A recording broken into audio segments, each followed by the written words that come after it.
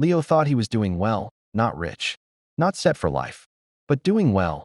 He had a salary that most people his age would consider good, a car he was proud of, an apartment in the right part of town. He went out when he wanted to. He didn't check the account before buying groceries. By every visible measure, Leo looked like someone who had figured it out. Then one evening, for no particular reason, he sat down and tried to calculate his net worth for the first time. He'd heard the term before. He had a rough idea of what it meant. He figured the number would be low but not embarrassing, a reflection of someone still in the early stages of building something real. He was not prepared for what the calculation actually showed. He sat with the number for a long time. Then he opened his laptop and checked it again, in case he'd made an error. He hadn't. For a man who felt financially comfortable, his actual financial position was almost nothing. What net worth actually is. Most people think about money in terms of income. How much comes in each month? Whether the salary is growing. Whether the number on the payslip has moved in the right direction. Income is the part of your financial life that's easy to see. It arrives on a specific date. It feels like progress every time it increases, but income is what flows through your life. Net worth is what stays. The calculation is simple. You take everything you own that has value, savings, investments, property, anything that could be converted to money, and you add it up. Then you take everything you owe, loans, credit card balances, any debt of any kind, and you subtract it. What remains is your net worth.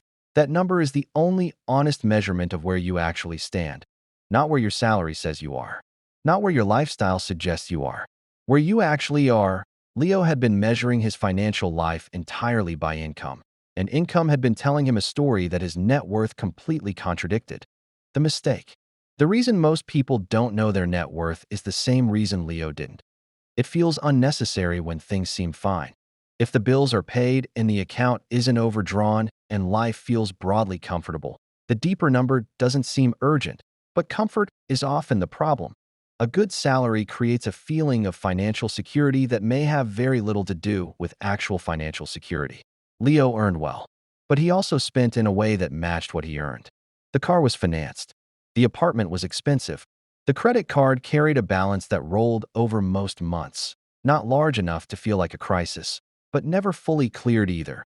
Leo felt wealthy because money moved through his life freely, because he rarely had to say no to things.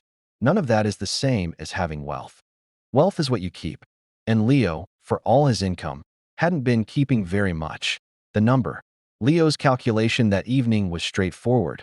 On one side, he listed everything he owned, a small amount in his current account, a savings account he'd opened 2 years earlier with genuine intentions. The balance was lower than he remembered. A laptop. The car. Then he looked up the car's current value. It was worth considerably less than the amount he still owed on the finance agreement.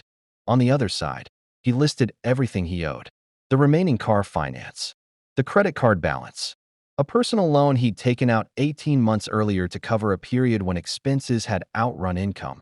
He subtracted the second column from the first. The number that appeared was small.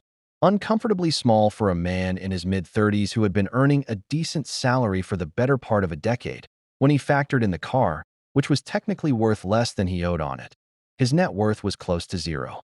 Not because of disaster, not because of recklessness, because for years, every increase in income had been met with an equal increase in spending, and the gap between what he earned and what he kept had never widened enough for anything to build. What the number changed.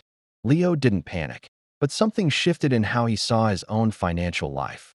Before that evening, he had been making decisions based on how things felt. The salary felt good. The lifestyle felt earned. The monthly cash flow felt manageable. After that evening, he had a different reference point. He started tracking his net worth every month. Not obsessively, just a simple calculation at the end of each month to see whether the number had moved.